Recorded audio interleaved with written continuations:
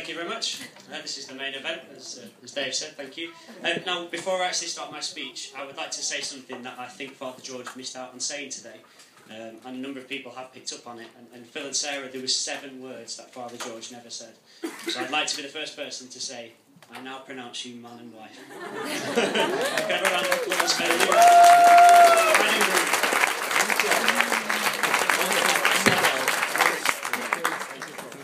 Anyway, good afternoon, ladies and gentlemen. I'd like to welcome you to what has been a brilliant and emotional wedding celebration so far. So emotional, in fact, that even the cake is in tears.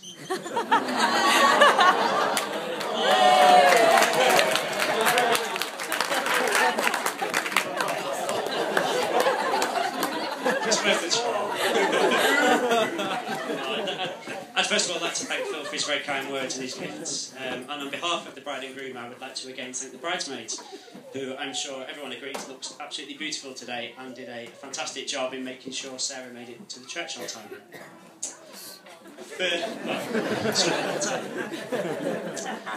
Now, for those of you who don't know me, my name is Dave, and I've known Phil since our days at Brownish St Mary's High School. Now, you think that knowing somebody for over 10 years would make a character assassination a fairly easy task. But this is Phil Wooff.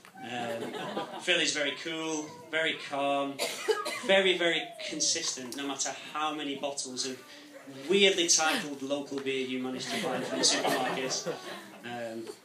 However, I have managed to find some dirt on you, Phil. So one of your main characteristics that I seem to find, and I think everybody would agree, is that Phil is probably the most laid-back person that anybody has ever met. And one example of Phil being laid back was when I actually booked the stag do to Prague.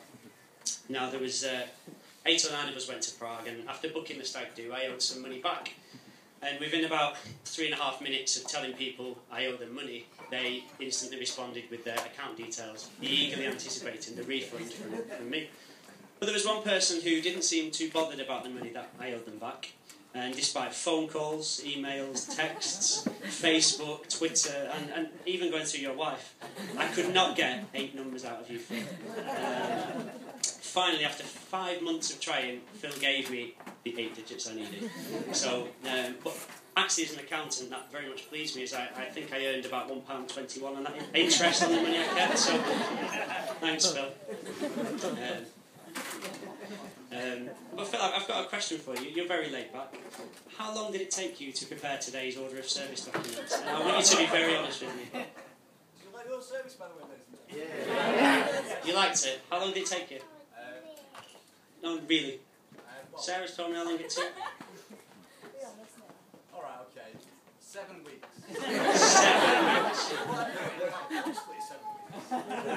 7 non-stop weeks Phil prepared the order of service documents, which was very nice, but...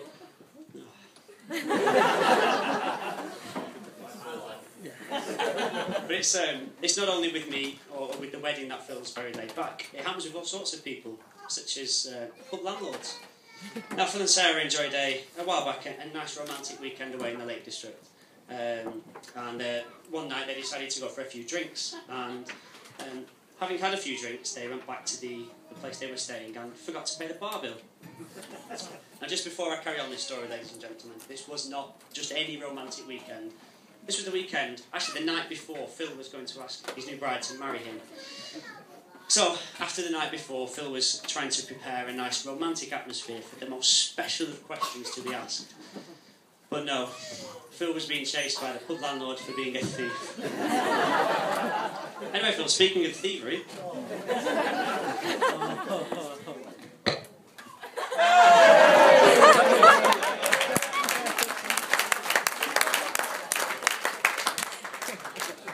I was going to say that nobody knows what this is about, but about 90% of them do. But let me tell the story anyway. Back in the summer of 2002, most people of our age were busy studying very hard for their GCSE exams. Not Phil. He was busy landscaping people's gardens, shall we say. Anyway, it was a warm early summer's night, 2002, and Phil and a select group of friends, which I was actually one of them, decided to camp out in the local Preston area. So there we were, basic camping equipment, and probably a dozen bottles of White Lightning cider from Bargain Booze in hand. We set up camp in the Waltondale countryside. Now this evening started out as a nice sociable gathering of friends and soon escalated when the sun went down and the night rose, and we thought we'd take a nice stroll through the Waltondale countryside to enjoy everything that it has to offer. One thing we couldn't help but notice about this quaint little part of Preston was the beautiful gardens that they had. So beautiful, in fact, that we thought we would borrow the ornaments, statues and countless other items from them to recreate this real beauty back at our campsite. So there we were, armed with foxes, shoes, gnomes, too many to name. We turned up back at our campsite and Phil showed his real creative side by beautifully arranging these in front of the tent. Very, very nice. So very tired from our efforts, we all went to bed, and a few short hours later we were woken by light. No, ladies and gentlemen, not the sunlight, this was torchlight. At the other end of the torch was the local constabulary. They had happened to follow us home the night before. Now, ashamed and embarrassed by this out-of-character evening, we were frog-marched up to the top of the steps, stale cider and norms, foxes, shoes, everything in hand, and we were greeted by a sea of very disappointed and very tired-looking faces. And Mr. Wooff, you were one of them, all our parents. Now, I think, ladies and gentlemen, at this point, this was where Phil became the fine young man that he is today.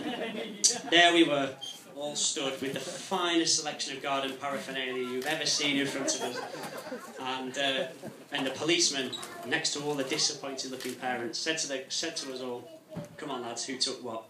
And at this point, only one person was stupid, I mean brave enough, to step forward. Today's groom, ladies and gentlemen.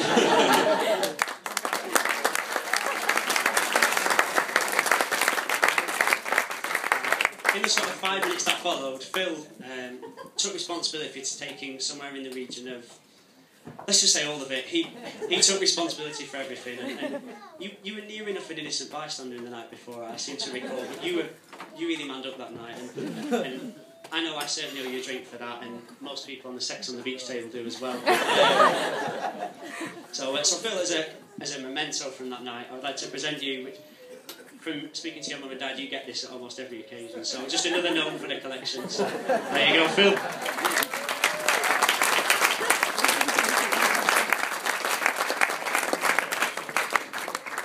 Now, it's fair to say time has moved on since then, and Phil is now a married man. And at this part, I would like to say, Sarah, how absolutely stunning you look today. You look absolutely beautiful. And I'm genuinely, from the bottom of my heart, really, really proud you two have found each other, and I'm really pleased. And I think one of the main reasons you have found each other is that you've got a lot in common. For example, you both enjoy the countryside, you go walking in the Lake District. You both like Preston North End. Or, I know Phil certainly does, and when he can't attend a match for some reason, he likes to anonymously substitute himself for his wife without telling his fellow season ticket partner over there. But more importantly, you both share a passion for a chap called Naked Steve. Oh, Steve!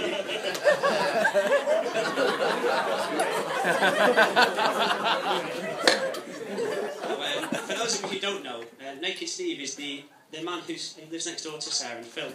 And most Saturday nights, Naked Steve loves nothing more than to put the TV on, sit on the couch, open those curtains as wide as they'll physically go, take everything off, let it all hang out, and sit on the couch. He's definitely become a tourist attraction. I know whenever we've been to yours. But more importantly than that, I think the big passion they share is the nursing community. Now, Sarah, as everybody knows, is a nurse, and Phil does work in IT by day. By night, as we discovered on the stag do, Phil loves nothing more than to dress in a nurse's outfit. Yes, that's right, ladies and gentlemen, if there are any medical emergencies here today, Nurse Phil is your man.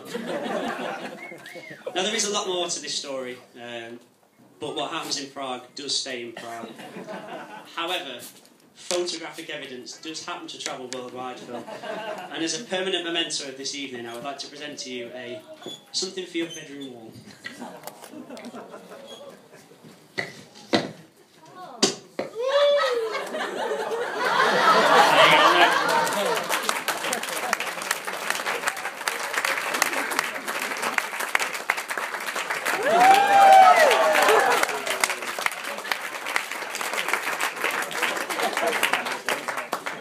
lot of very jealous-looking people around the room, so do not worry. There is an envelope on your table that says, "Do not open until instructed."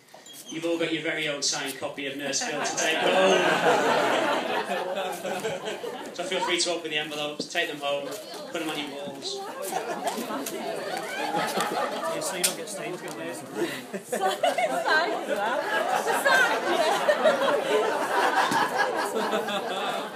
I've seen too many of these, to be fair. There you go. You've got two. Yeah. Love it so much.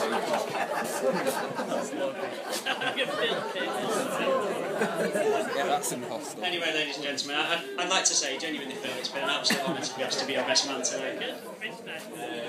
Thank you so much, and you know, you're one of my closest friends. We've had some absolutely fantastic times together, usually involving poker, beers, BK apples, Roper Hall, dance floor shows, you know, the usual stuff. But we've had some absolutely brilliant times together, and I would just like to say I'm absolutely so pleased that you and Sarah found each other, and from personal experience, your wedding day is one of the most special days of your life, and I'm sure I speak on behalf of every single person in this room when I say that today has been an absolutely fantastic day so far, and everybody can't wait for the night do and for me to shut up. So at this point I'd like to congratulate you both on being man and wife, and ask everybody to please be upstanding for the bride and groom.